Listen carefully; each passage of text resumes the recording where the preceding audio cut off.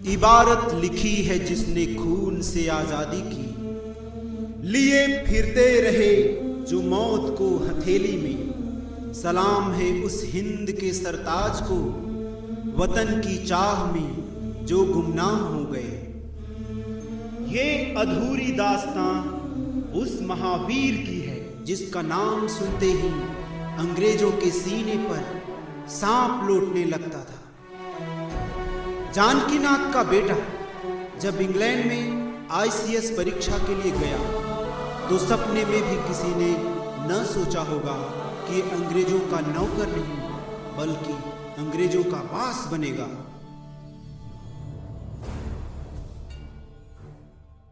अरे सुभाष की माँ, कहाँ हो? सुभाष की चिट्ठी आई है। हमारा सुभाष आईसीएस अफसर बन गया है। আমার ছেলে একটি সম্মানীয় सरकारी চাকরি পেয়ে গেছে। मगर ये क्या पिताजी, सुभाष ने आगे क्या लिखा है? पिताजी, मैंने परीक्षा तो पास कर ली, पर मन में एक दुविधा है। मैं अंग्रेजों की नौकरी करके उनका गुलाम बनूं या मैं अपनी मातृभूमि को अंग्रेजों से मुक्त कराऊं। मेरा मन बार बार देश की परतंत्रता के बारे में सोचता है। मेरे दिलो दिमाग पर स्वामी विवेकानंद और अरविंद घोष के विचारों ने कब्जा कर लिया है। मैं अपनी मातृभूमि की आजादी के लिए कुछ करना चाहता हूं। इस बारे में मैं आपकी राय जानना चाहता हूं। अगर करोड़ों लोगों के हित के लिए और भारत माँ की मुक्ति के लिए मुझे एक क्या 100 बेटों का भी बलिदान करना पड़े तो मैं सहर्ष तैयार हूं। अभी इस पत्र का जवाब लिखो कि तुम्हारी विचारधारा सुनकर मेरा मस्तक गर्व से ऊंचा हो गया है। मुझे तुम पर नाज है।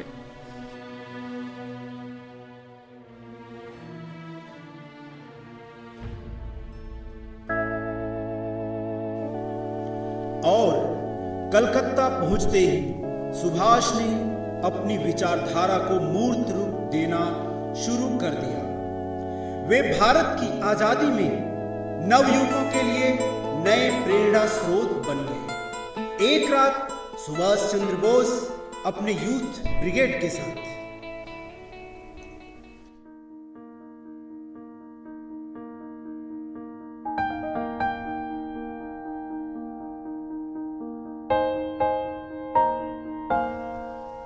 दोस्तों, गुलामी और मौत एक दूसरे के पर्याय हैं।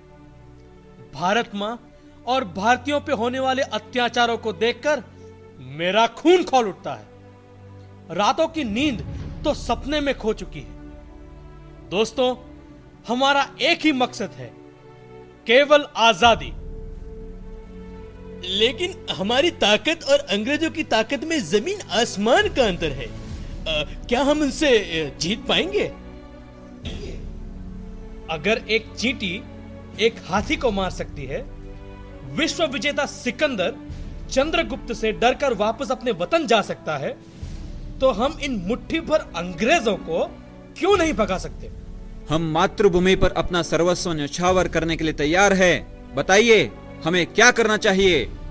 तो ठीक है, आज की रात भारतीयों की दास्ता का प्रतीक हेलमेट स्तंभ, जो हर पल हमें हमारी गुलामी की याद दिलाता है, उसे उखाड़ फेंकेंगे और ये अंग्रेजों के मुंह पर सुभाष यूथ ब्रिगेड का पहला तमाचा होगा।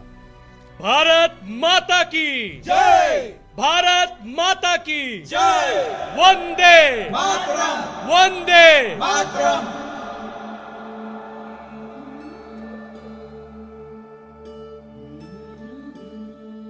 नेताजी को उनके घर में ही नजरबंद कर दिया जाता है, लेकिन वे छुपकर वहां से यूरोप जाने में कामयाब हो जाते हैं और अपनी देश को बदलते हुए अफगानिस्तान, मॉस्को, जर्मनी, सिंगापुर होते हुए जापान के प्रधानमंत्री हिदेकी तोजो से मिलते हैं।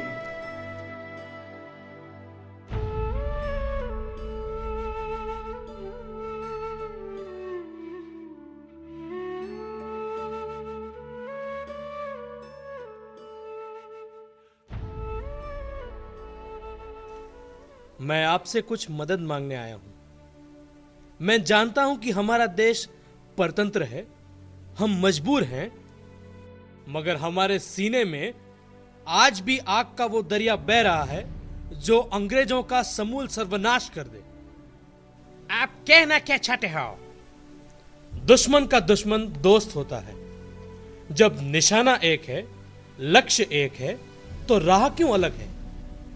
जब हम दोनों के दुश्मन एक हैं, तो क्यों ना हम लोग मिल जाएं और अंग्रेजों को धूल चटा दें। इन मानवता के हथियारों ने पूरी धरती को अपने चंगल में फंसा लिया है। इनको रोकना हमारा परम कर्तव्य है। बताओ, हम आपकी क्या सहायता कर सकते हैं? मैं चाहता हूं कि विश्व युद्ध के भारतीय बंदियों को हमें सौंप दिया जाए। मैं उन फौजियों की एक सेना बनाना चाहता हूं जिसमें कुछ अन्य भारतीय भी शामिल होंगे। मैं इन सैनिकों के साथ भारत में स्थित अंग्रेज सेना पर आक्रमण करूंगा और अपनी मातृभूमि को आजाद करवाऊंगा। ठीक है, हमें आपका प्रस्ताव मंजूर है। जापानी सेना भी आपके हर मोर्चे पर आपका सहयोग करेगी। धन्यवाद। आपने हमारी मातृभूमि के मुक्ति आंदोलन में सहायता का वचन दिया, इसके लिए हम सदैव आपके आभारी रहेंगे। इस प्रकार 21 अक्टूबर 1943 में आरजी हुकूमत आज़ाद हिंद यानी स्वतंत्र भारत की प्रथम अस्थायी सरकार का निर्माण सिंगापुर में हुआ, जिसे विश्व के 8 प्रमुख देशों ने मान्यता प्रदान की। बाद में इसमें बर्मा और मलाया में स्थित भारतीय स्वयंसेवक भी भर्ती किए गए। दिसंबर 1943 को आज़ाद हिंद फौज ने अंग्रेज शासित अंडमान निकोबार पर आक्रमण कर दिया।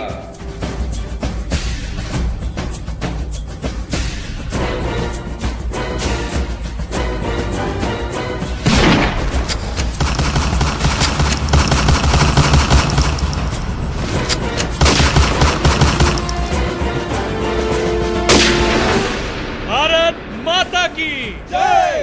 भारत माता की जय! वंदे मातरम! वंदे मातरम! अंडमान निकोबार पर जीत के बाद सुभाष ने वहां 30 दिसंबर 1943 को इन द्वीपों पर स्वतंत्र भारत का ध्वज फहरा दिया। जनरल लोकनाथन यहां के गवर्नर बने।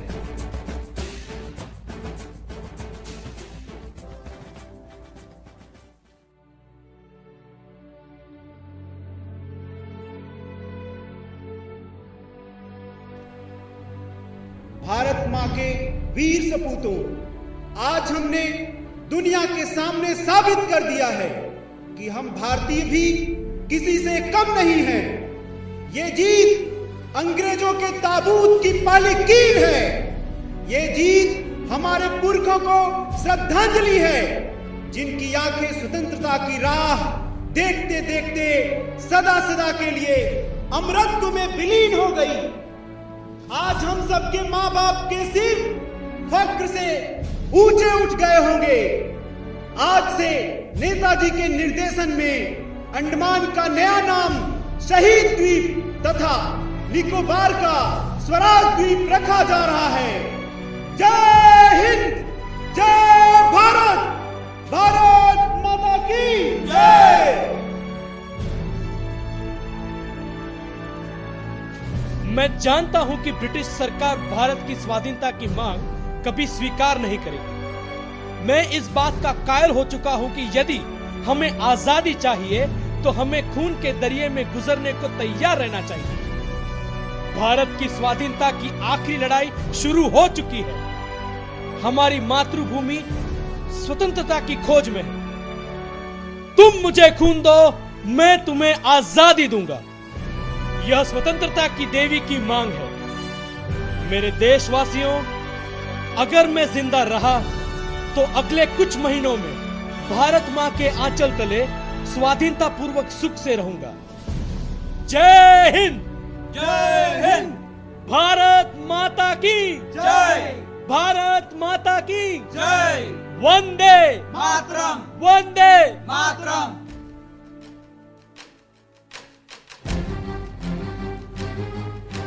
और वर्मा के रास्ते होते हुए आजाद हिंद फौज ने मणिपुर पर जोरदार हमला कर दिया।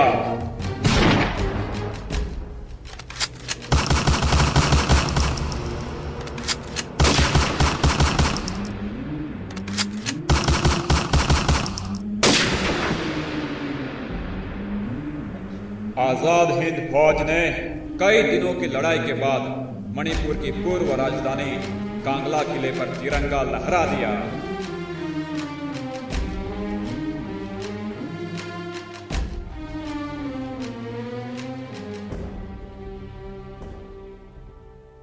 जय हिंद, भारत माता की जय। यह देश का दुर्भाग्य ही था या भगवान ही हम पर नाराज थे कि आजादी का संघर्ष ज्यादा दिनों तक आगे न बढ़ सका। दूसरे विश्व युद्ध में जापान की हार से आजाद हिंद फौज में हथियारों और भोजन का अभाव हो गया। हारती हुई अंग्रेजी सेना को अमेरिका की तरफ से सहायता मिल गई। आजाद हिंद फौज के सैनिक अपनी अंतिम सांस तक लड़ते रहे और भारत मां के चरणों में हंसते हंसते अपनी जान दे दी। नेताजी नए मित्र की तलाश में रूस की तरफ रवाना होते हैं, जिससे वे फिर से संगठन बना सके और अंग्रेजों पर हमला कर सके। और माना जाता है कि रास्ते में वायुयान दुर्घटना में उनकी मृत्यु हो जाती है।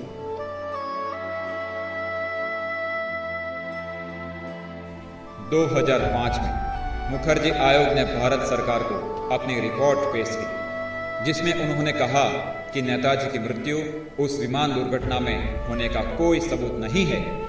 18 अगस्त 1945 के दिन नेताजी कहां लापता हो गए और उनका आगे क्या हुआ, यह भारतीय इतिहास का सबसे बड़ा अनुत्तरित रहस्य बन गया है। देश के अलग अलग हिस्सों में आज भी नेताजी को देखने और मिलने का दावा करने वाले लोगों की कमी नहीं है। फैजाबाद के गुमनामी बाबा से लेकर छत्तीसगढ़ की राजधानी रायगढ़ तक में नेताजी के होने को लेकर कई दावे पेश किए गए, लेकिन महानायक की महागाथा आज भी अधूरी है। जय हिंद, जय भारत।